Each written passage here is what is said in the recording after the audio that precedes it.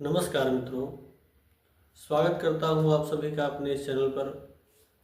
दर्शकों, आज के इस वीडियो में हम बात करेंगे वृष राशि के वर्ष प्रभाव को लेकर के। वृष राशि वालों के लिए वर्ष 2025 नूतन वर्ष किस प्रकार से शुभ या अशुभ परिणाम प्रदान करने वाला है।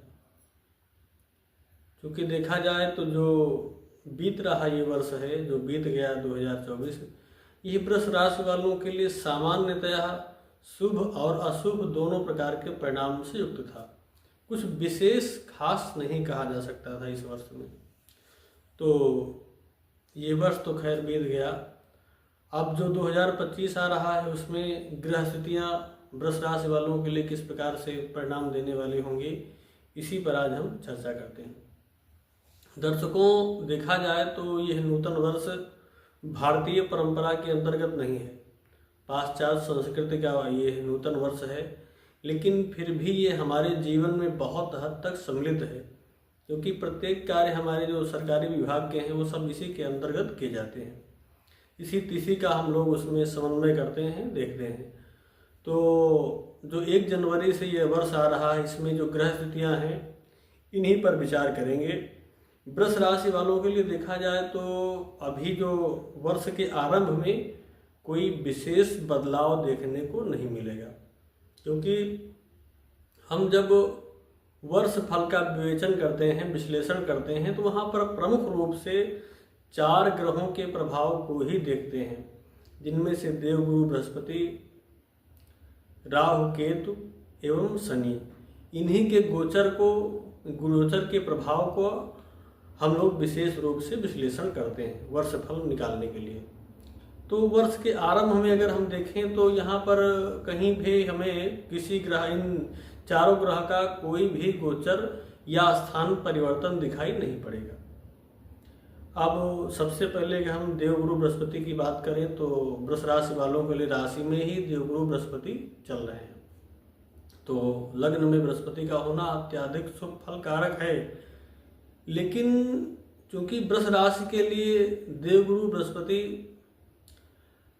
अष्टम भाव और एकादश भाव के स्वामी होते हैं। अब ये दोनों भाव कुंडली में शुभ नहीं माने जाते हैं। अब ऐसी स्थिति में अगर देवगुरु बृहस्पति आकर के लग्न में बैठेंगे तो जो सर्वाधिक शुभ ग्रह हैं, जो सबसे ज़्यादा जीवन में शुभता प्रदान करने वाले हैं, सौभाग्य देने वाले हैं, संतति देने वाले हैं और मांगलिक कृत्य के जो करता है, ऐसे ग्रह भी कहीं न कहीं अपने प्रभाव से प्रभाव विहीन होते हुए दिखाई पड़ेंगे, या जो उनका प्रभाव उसमें कमी अवश्य आ जाएगी। तो आपकी राशि में गुरु के होने के बाद भी जो उचित परिणाम, जो शुभ परिणाम, आपको शुभ रिजल्ट मिलना चाहिए, उससे कहीं न कहीं वंचित होना स्वाभाविक है। तो वर्ष के आरंभ में देवगुरु बृहस्पति आपके राशि में ही रहेंगे, लेकिन कोई विशेष परिणाम, शुभ परिणाम देते हुए दिखाई नहीं पड़ रहे हैं। देखा जाए तो कहीं न कहीं भौतिक तन का सुख, और अगर सप्तम भाव पर दृष्टि डाली जाए तो पार्टनर के द्वारा सुख मिलना, व्यापार में थोड़ी बहुत उन्नति मिल जाना संभव है, लेकिन थोड़ी बहुत ही, क्योंकि वहीं पर देखा जाए तो आपकी कुंडली में 10वें भाव में शनि का गोचर और शनि सप्तम भाव पर दृष्टि, तो कहीं न कहीं वैवाहिक जीवन में उतार चढ़ाव की स्थिति, व्यापार में पार्टनर के साथ भी मतभेद की स्थिति होना संभव रहेगा। राहु का गोचर भी वर्ष के आरंभ में आपकी कुंडली से एकादश भाव में है। मीन राशि में राहु का गोचर आपके लिए एकादश भाव में राहु का गोचर चल रहा है। यहाँ पर राहु कोई विशेष अच्छा फल देने वाले नहीं कहे जा सकते हैं, क्योंकि इनकी जो दृष्टि होगी वो सप्तम दृष्टि इनकी 5वें भाव पर, संतान, ज्ञान, शिक्षा। अब ज्ञान के मामले में तो कुछ नहीं कहा जा सकता, ठीक ही है, तर्क वितर्क करने की क्षमता मिल जाए वो अच्छी बात है, लेकिन संतान पक्ष में भी कहीं न कहीं विलंब का सामना करना, संतान के सुखों में कमी ला देना, प्रेम संबंध में भी कमी आ जाना, ये कारण रहेगा राहु के सप्तम दृष्टि 5वें भाव पर होने के कारण। अब 7वें भाव दृष्टि डालेंगे तो यहाँ पर भी शनि की भी दृष्टि है, राहु की भी दृष्टि हो जाएगी तो कहीं न कहीं वैवाहिक जीवन में मतभेद, उतार चढ़ाव और विवाह विलंब की स्थिति बन जाएगी। साथ ही साथ अगर आप पार्टनरशिप में व्यापार कर रहे हैं तो उसमें भी कहीं न कहीं दिक्कतों का सामना करना पड़ सकता है। तो वर्तमान वर्ष के आरंभ में ये चारों ग्रह आपके लिए कोई विशेष सुफल प्रदान करने वाले नहीं हैं। हो सकता है कि राहु का एकादश भाव में गोचर करना अचानक धनकारक योग बना दे, कहीं से कुछ धन आदि प्राप्त हो जाए, बाकी और कुछ विशेष नहीं कहा जा सकता है।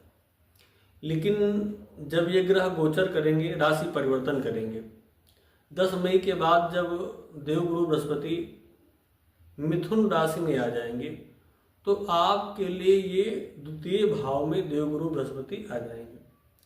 अब द्वितीय भाव में देवगुरु बृहस्पति का कोई बहुत अच्छा रिजल्ट आपके लिए मिलने वाला नहीं है, क्योंकि आपकी कुंडली में देवगुरु बृहस्पति अष्टम और एकादश भाव के स्वामी हैं।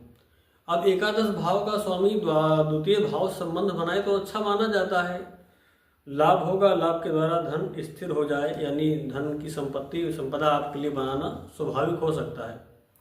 लेकिन अष्टम भाव के भी स्वामी हैं तो रोग आदि की भी वृद्धि हो सकती है। और यहाँ पर बैठ करके देवगुरु बृहस्पति की दृष्टि षष्ठम भाव, अष्टम भाव और दसम भाव पर होना, यहाँ तो ठीक है। षष्ठम भाव पर देवगुरु बृहस्पति की जब दृष्टि होगी 10 मई के बाद, राशि परिवर्तन के बाद, तो ये आपके लिए कहीं न कहीं जैसे किसी भी प्रकार से लंबी बीमारी से जूझ रहे हैं तो उससे मुक्ति का साधन मिल सकता है, मुक्ति प्राप्ति हो सकती है, शत्रुओं से भी निजात मिल सकता है, रोगों का भी शमन करने वाले हो जाएंगे। यहाँ पर देवगुरु बृहस्पति की दृष्टि अष्टम भाव पर डाल करके अचानक धनकारक योग भी बना सकते हैं। दसम भाव पर इनकी दृष्टि कहीं न कहीं पिता के सम्मान को बढ़ाने वाली हो सकती है, और कार्य क्षेत्र में जो बहुत दिनों से कोई बाधा चली आ रही हो तो उसमें भी थोड़ी बहुत सहायता जरूर मिल सकती है। तो देवगुरु बृहस्पति जब मई में आपकी राशि से द्वितीय भाव में होंगे तो उनका कुछ हद तक शुभ परिणाम आपको देखने को मिलेगा।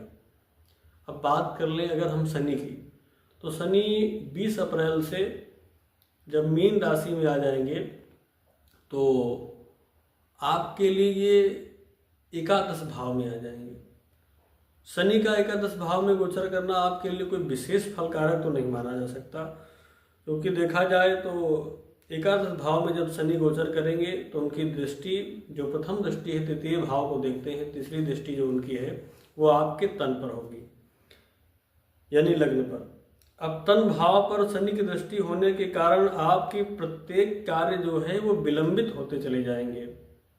जो भी कार्य आपके बन रहे हैं, जिन कार्यों को आप करना चाह रहे हैं, वो सब कार्य टल जाएंगे। उन कार्यों को करने के लिए, पुनः आपको करने के लिए बार बार चक्कर लगाना पड़ सकता है। यानी प्रत्येक कार्य में अब आपको विलंब का सामना करना पड़ेगा जब शनि गोचर करके आपकी राशि से एकादश भाव में आ जाएंगे। तो अब ऐसी स्थिति में शनि के जो द्वितीय दृष्टि है यानी सप्तम भाव, सप्तम दृष्टि वो पंचम भाव पर होगी। पंचम भाव पर होगी तो कहीं ना कहीं संतान में विलंबता और शिक्षा के क्षेत्र में भी कहीं ना कहीं बाधा उत्पन्न हो सकती है। तो यहाँ पर शनि की 7वीं दृष्टि भी कोई विशेष फल प्रदान करने वाली नहीं रहेगी। अब देखा जाए तो इनकी जो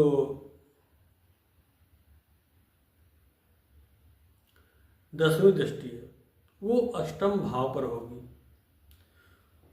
वो तो कहीं ना कहीं शुभकारक मानी जा सकती है, शुभकारक हो सकती है, क्योंकि अष्टम भाव पर शनि की दृष्टि आयु वृद्धि कारक हो सकती है, आयु में वृद्धि करने वाले हो सकते हैं शनि।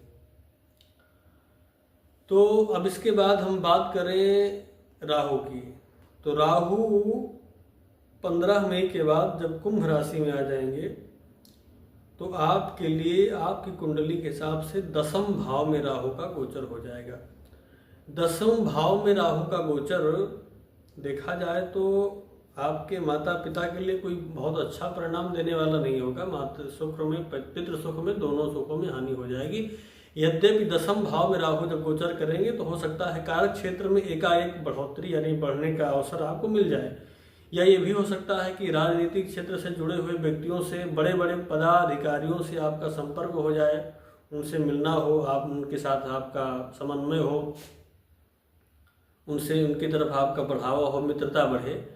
तो इस प्रकार के कार्य दसम भाव में बैठे राहु प्रदान कर सकते हैं। तो कुल मिलाकर के देखा जाए तो ये जो नूतन वर्ष है 2025, ये वृष राशि वालों के लिए उतार चढ़ाव से युक्त है। राहु का गोचर कुछ हद तक लाभ देने वाला, शनि का गोचर तो अच्छा कहा ही नहीं जा सकता है। देवगुरु बृहस्पति का द्वितीय भाव में गोचर होना आपके रोग, ऋण और शत्रुओं का शमन करने वाला होगा और आयु वृद्धि कारक होगा। अचानक धन कारक योग भी बना सकता है। देवगुरु बृहस्पति और दसम भाव पर दृष्टि जब डालेंगे तो पिता के सम्मान को भी बढ़ा देंगे। यानी आपके लिए जो 25 है, जिसमें जब राशि परिवर्तन होगा अप्रैल और मई में, तो उस समय देवगुरु बृहस्पति और राहु का गोचर कुछ हद तक आपको लाभ प्रदान करने वाला है। बाकी जो ग्रह स्थितियाँ हैं और वर्ष के आरंभ में जो ग्रह स्थितियाँ हैं वो तो सामान्यतया ही हैं, पूर्व की भांति हैं, तो कोई विशेष इनसे हम लाभ नहीं दे सकते हैं। अब इस प्रकार से मिलता जुलता हुआ यह वर्ष आपको प्राप्त होगा। अब आपकी कुंडली में कोई अच्छी ग्रह स्थिति चल रही हो, कोई महादशा अच्छी चल रही हो तो बात अलग है, उसका लाभ जरूर मिलेगा, इसमें कोई संशय नहीं है। तो आज के लिए बस इतना ही। पुनः मिलेंगे नई जानकारी के साथ नए वीडियो में। तब तक के लिए नमस्कार।